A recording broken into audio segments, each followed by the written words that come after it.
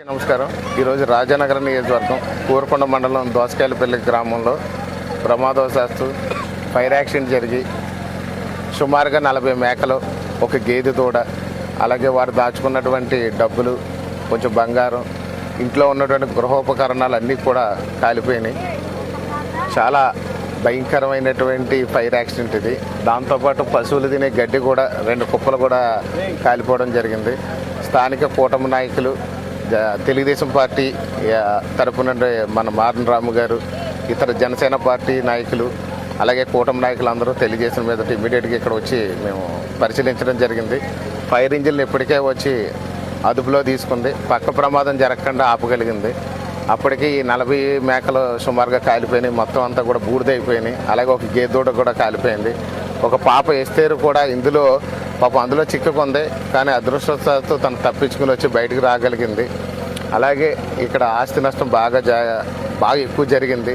బాగా పేద కుటుంబాలు, ఎరుకల సామాజిక వర్గానికి చెందినటువంటి ఒక అట్టడుగున ఉన్నటువంటి ఫ్యామిలీ. ఈ ఫ్యామిలీకి జీవనోపాధి కూడా లేదు. వారందరూ కూడా గడ్డి కోసుకోవడానికి వెళితే ఆ టైంలో ఈ ప్రమాదం జరిగి ఇన్ని జీవాలు చనిపోయి, ఇంత భయంకరమైన ఆస్తి, మూగ జీవాలు కూడా చనిపోవడం జరిగింది. చాలా బాధాకరమైనటువంటి విషయం. ఇన్ని జీవాలు ఒకేసారి బూడిదైపోయినాయి ఇక్కడ కళ్ళెదురుగుంటాను. అప్పటికి ఫైర్ ఇంజిన్లు వచ్చి కూడా అదుపులో తీసుకున్నప్పటికి కూడా అప్పటికి జీవాలన్నీ కూడా చనిపోవడం జరిగింది. వారి కుటుంబానికి ఈ ప్రభుత్వం, కూటమి ప్రభుత్వం పూర్తి స్థాయిలో అండగా ఉంటుంది. ముఖ్యంగా వాళ్ళకి ఒక మేకల లోన్ వచ్చే విధంగా ఏర్పాటు చేస్తున్నాం. అలాగే ఒక ఇంటి స్థలంతో పాటు హౌసింగ్ లోన్ కూడా ఏర్పాటు చేస్తాం. ఈ యొక్క మేకల లోన్ అనేది కూడా ఇమీడియట్గా ప్రాసెస్ చేసి వాళ్ళకి మళ్ళీ జీవనోపాధిని మళ్ళీ ట్రాక్ మీద తీసుకొచ్చే విధంగా కూడా చేస్తాం.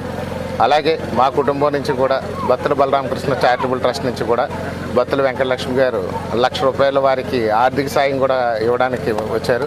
అది సోమవారం వారి కుటుంబానికి మారన్ రాము గారు, గల్లా శ్రీని గారు ఆధ్వర్యంలో కూటమి నాయకులు పెద్దలందరూ కలిసి తీసుకెళ్లి వారికి అందజేస్తారు.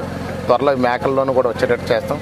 ప్రభుత్వ పరంగా ఏదైతే నష్టం వస్తుందో ఎలక్ట్రిసిటీ డిపార్ట్మెంట్ వాళ్ళని, రెవెన్యూ డిపార్ట్మెంట్ వారితో కూడా మాట్లాడి వారికి ఏదైతే అవకాశం ఉంటుందో అవకాశం ఉన్నంత మేరకు ప్రభుత్వం నుంచి కూడా వాళ్ళకి ఆర్థికంగా సాయపడే విధంగా చర్యలు తీసుకుంటాం. Thank you.